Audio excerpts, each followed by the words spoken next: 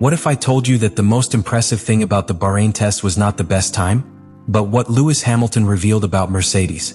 Because while everyone was looking at the timesheets in Secure, there was something much bigger happening in the back of the paddock. 3 days. Only 3 days of testing. And suddenly the W17 went from being a mystery to becoming the car that everyone looks at with suspicion. Unexpected top speed. A low 133 that broke the narrative. And an uncomfortable feeling among rivals. Mercedes might not have shown everything. But this is where the story becomes explosive. Hamilton, now from within Ferrari, launched a phrase that set off all the alarms. "We are all quite close, except Mercedes."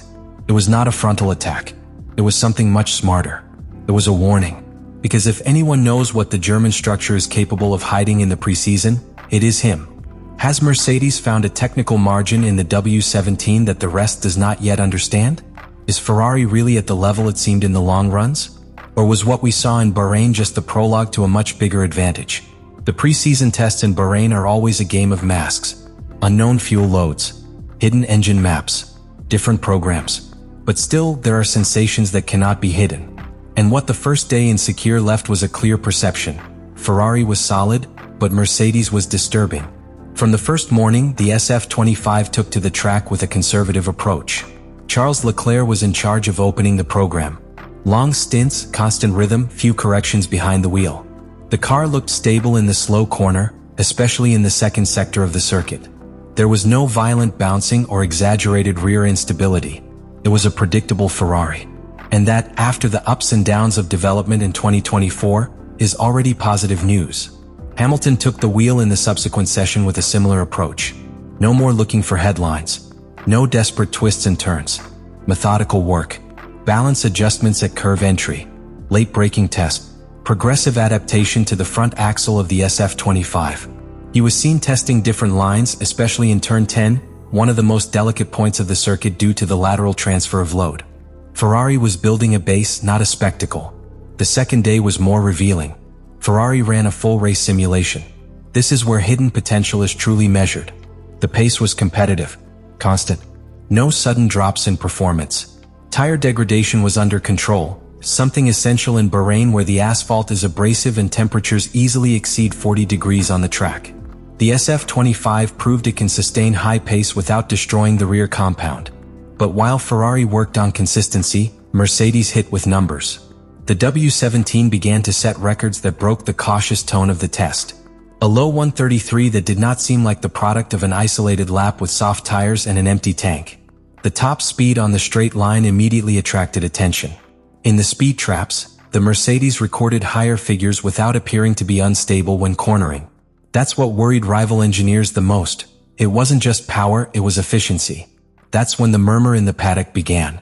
Because when a car combines straight line speed with stability and support, there is usually something very well resolved in the integration between the power unit and the aerodynamic package. And it is exactly at that point where Hamilton's words gain weight. He knows how Mercedes works in winter. Know its historical tendency to hide real performance until the last moment. And when he states that everyone is close, except Mercedes, it is not a casual phrase. Ferrari ended the second day with mixed feelings. Satisfaction with reliability. Confidence in the car's overall balance. But also the perception that all things being equal, Mercedes could have an additional margin on the straight that is still not fully explained. These are not direct accusations. This is technical interpretation. The third day confirmed the trend. Ferrari once again focused on long runs. Hamilton rode with a competitive pace, very close to the best averages.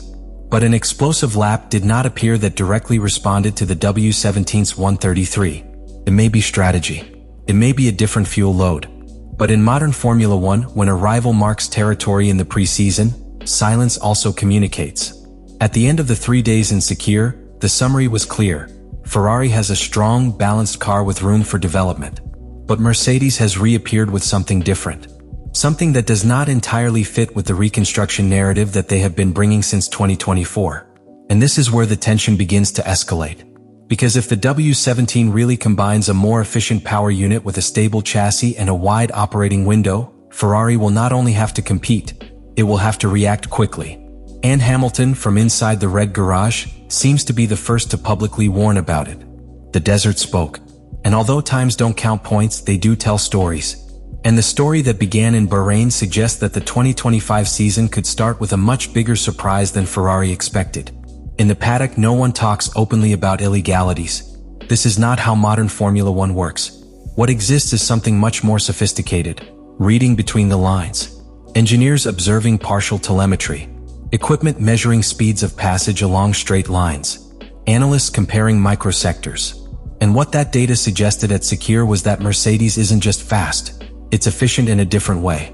In the current hybrid regulations, the margin is not in obvious tricks, but in thermal efficiency, engine maps, and energy management. If you manage to extract more power without penalizing consumption or temperature, you not only win on the straight, you can also afford slightly more loaded aerodynamic configurations without losing final speed. And that's exactly what the W17 seemed to show: cornering stability without sacrificing tip. The most interesting thing about the third day was not the absolute weather, it was the way. The W17 seemed to plant the car with authority at the exit of turn 14, pulling cleanly without excessive slippage of the rear axle. That indicates a well-integrated aerodynamic and mechanical balance. Ferrari, by comparison, was a little more conservative in those areas, prioritizing stability over aggressiveness. This is where the narrative tension reaches its highest point. Because if Mercedes has really managed to combine extra power with aerodynamic stability, Ferrari not only faces a competitive rival, face a project that could have taken a conceptual leap. And if that jump is within regulatory limits, the only possible answer is accelerated development. Hamilton knows it, Ferrari knows it, and the paddock knows it too. The 3 days in Bahrain did not define the championship, but they did define the mental state of the teams. Ferrari comes out with structural confidence. Mercedes comes out with an aura of threat. And between them a question remains: was what we saw the true potential of the W17, or just a calculated part of what they can do? When the third day in Bahrain ended, there were no celebrations. There were no triumphalist declarations. There was silence. And in Formula One, the silence after the test is many times more revealing than any headline. Ferrari left Secure with a competitive car, yes. With a good aerodynamic base, without serious reliability problems, and with 2 pilots who began to understand the behavior of the SF25 in extreme conditions. Hamilton made progress in his adaptation. Leclerc confirmed that the car responds well on long runs. The team fulfilled its program. Everything in order. But the problem is not internal. The problem is external. Because while Ferrari validated consistency, Mercedes installed doubt. And doubt is the worst possible scenario before the start of the season. The W17 wasn't just fast. It was structurally convincing. It did not show isolated peaks. It did not seem to depend on a miraculous return. Showed repetition. He showed control. Showed margin. And there the narrative completely changes. Ferrari no longer enters Australia thinking only about its natural evolution with respect to 2024. Now it enters with an uncomfortable question. Are we really at the level of the W17 on equal terms? Hamilton, who knows how Mercedes handles winters, knows that the German structure has historically been conservative in showing real performance. If in these tests they already projected that low 133 with authority, the logical suspicion is that there is still something more in store. That's the disturbing part. Because if Mercedes managed to improve thermal efficiency in its power unit and combine it with a stable chassis and a wide operating window, Ferrari needs more than consistency.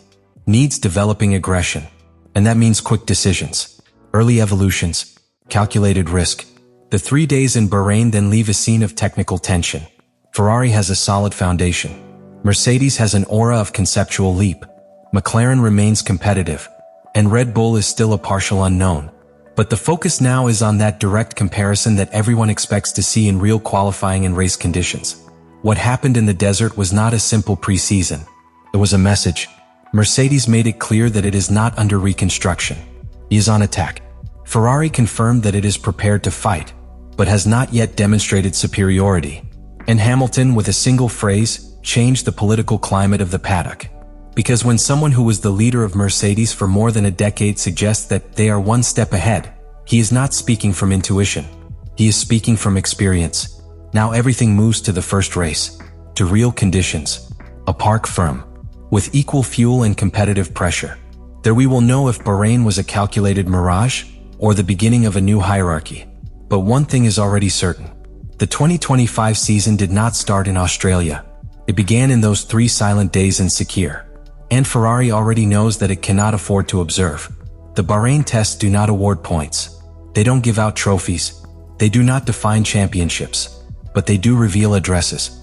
And what these 3 days in Sakir left is a very clear direction. Mercedes has once again projected a real threat, and Ferrari no longer competes in a comfortable scenario.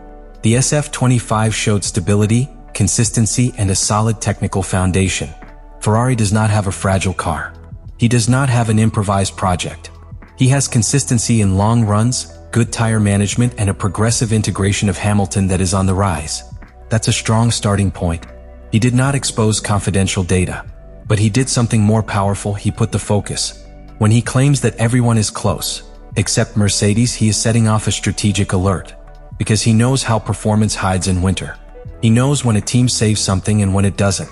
If the W17 has more margin, Ferrari will have to react before the gap becomes a trend. If, on the other hand, it was a test mirage, the battle will be immediate and brutal from the first race. Let me know in the comments what you think about all this.